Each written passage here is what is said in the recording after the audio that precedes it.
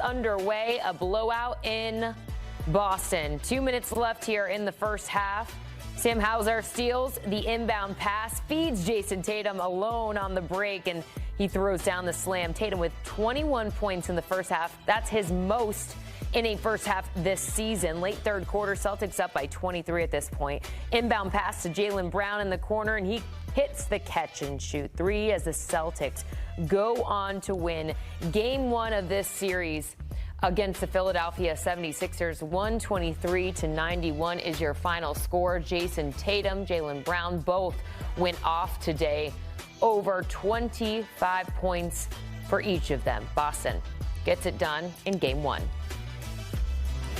For much more on this, let's go ahead and bring in our own John Gonzalez for more. John, pure just dominance from Boston all around today. What were your takeaways as an unfortunate Sixers fan?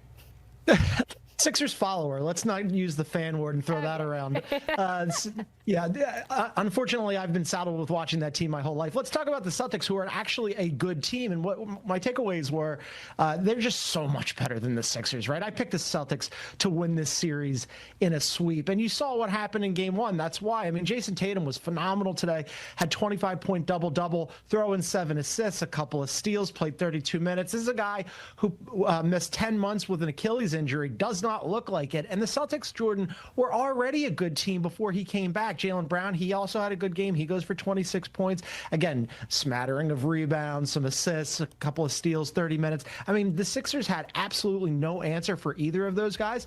And in a game where Derek White didn't even play that well, where some of their other players like Neemias Queta was fine, Hauser and Pritchard were fine. The bench, they didn't even need to go deep into the bench. The Celtics are infinitely deeper than the Sixers, and the Sixers' top-line talent, when you don't have Joel Embiid, they're in a lot of trouble. Even when they have Joel Embiid, I don't think that they... ESPN just said something that I have been arguing for years. Jason Tatum and Jaylen Brown are the best duo in the NBA. And after watching the Boston Celtics blow out the Philadelphia 76ers 126-91 in the largest win in franchise history, I am completely convinced. This is not just a good team. This is not just a deep team. This is a team with two superstars who are playing at an elite level on both ends of the floor. And the Sixers had absolutely no answer for either of them. Let me break this down for you because nobody else will. The first 2 minutes of this video show the highlights of a complete and utter domination. Jason Tatum had 21 points in the first half. That was his most in any first half this season. He finished with a double-double, 25 points, threw in 7 assists, a couple of steals, and played only 32 minutes. This is a guy who missed 10 months with an Achilles injury. Does not look like it at all. Jaylen Brown goes for 26 points. Again, a smattering of rebounds, some assists, a couple of steals, 30 minutes. John Gonzalez, the CBS Sports NBA analyst, said it perfectly. He said, the Sixers had absolutely no answer for either of those guys. And he is right. The Sixers tried everything. They tried different defenders. They tried double teams. They tried zone. Nothing worked. Tatum got to his spots. Brown got to the rim. They made threes. They made mid-range jumpers. They made plays for their teammates. They did whatever they wanted, whenever they wanted. And the game was over by halftime. John Gonzalez also pointed out that the Celtics were already a good team before Tatum came back. They were contenders in the East without him. Joe Mazzulla did a great job getting a lot out of that team. But then you add Tatum back in, and man, they are the favorites in the East. And he is right. The Celtics have depth that the Sixers can only dream about. John mentioned that Derek White did not even play that well in this game. Some of their other players like Neemias Queta were fine. Sam Hauser and Peyton Pritchard were fine. They did not even need to go deep into the bench. And they still won by 35 points. The Celtics are infinitely deeper than the Sixers. And the Sixers' top-line talent, even when they have Joel Embiid, John does not think they would even get a game off of this team. That is how good the Celtics are. John Gonzalez also talked about Tatum's journey back from the Achilles injury. And he said something that really stood out to me. He said, the shot sometimes can desert him even when he was previously healthy. He could be a streaky shooter. But he does so many other things on the court well. And to do those things well, you have to move well. And Achilles is obviously a very tricky injury. It usually takes a year to come back. He comes back in 10 months and he doesn't look like he had an Achilles injury at all. That is remarkable. That is a testament to Tatum's work ethic and the Celtics medical staff. He is running the FL. Or really well.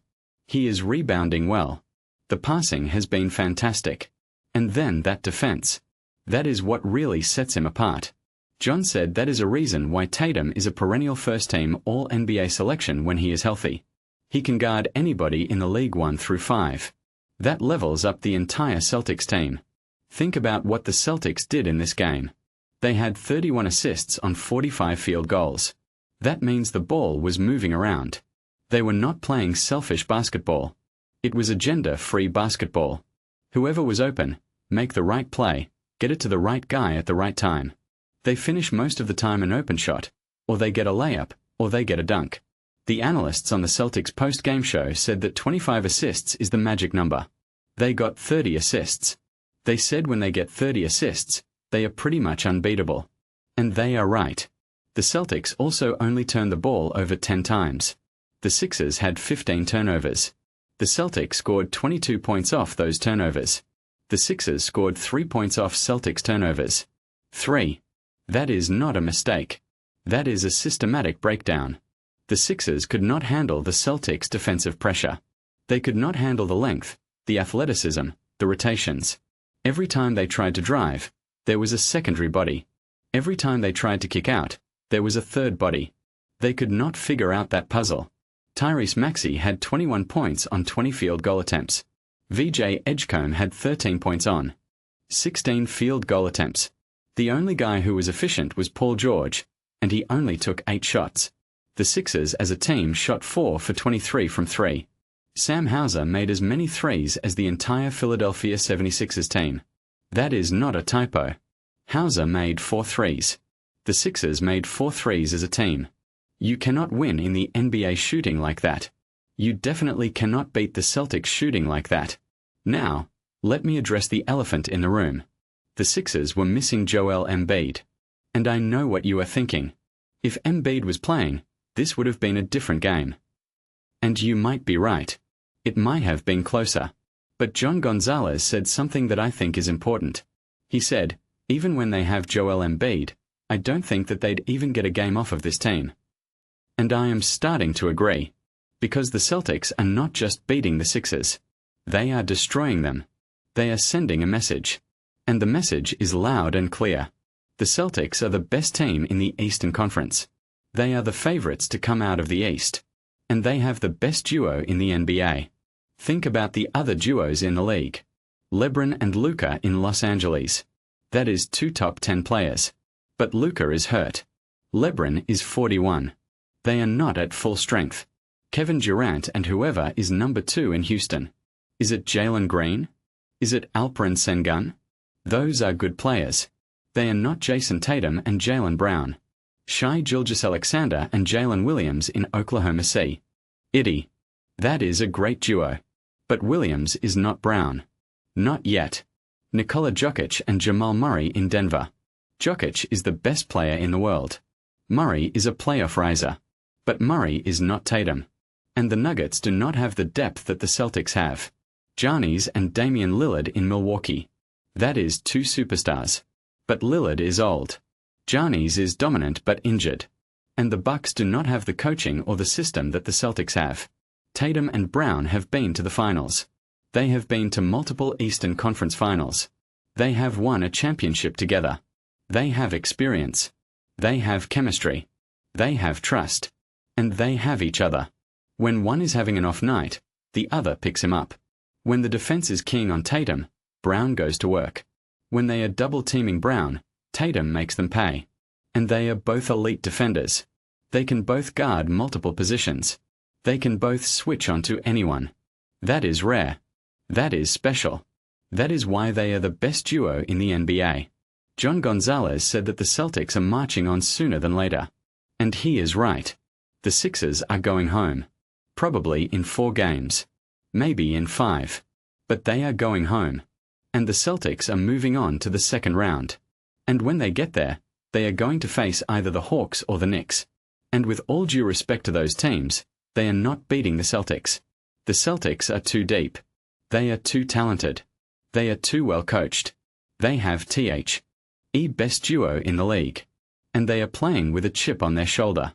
The Celtics fans were chanting, "We want Boston at the Sixers." That is a troll. That is a response to Sixers fans chanting the same thing during the play-in tournament. And it is a reminder that the Sixers have not beaten the Celtics in a playoff series since 1982. That is 44 years. That is a long time. And that streak is not ending this year. Subscribe to the channel if you want real NBA analysis. Not the hot takes. Not the Celtics are too soft narratives that have followed this team for years.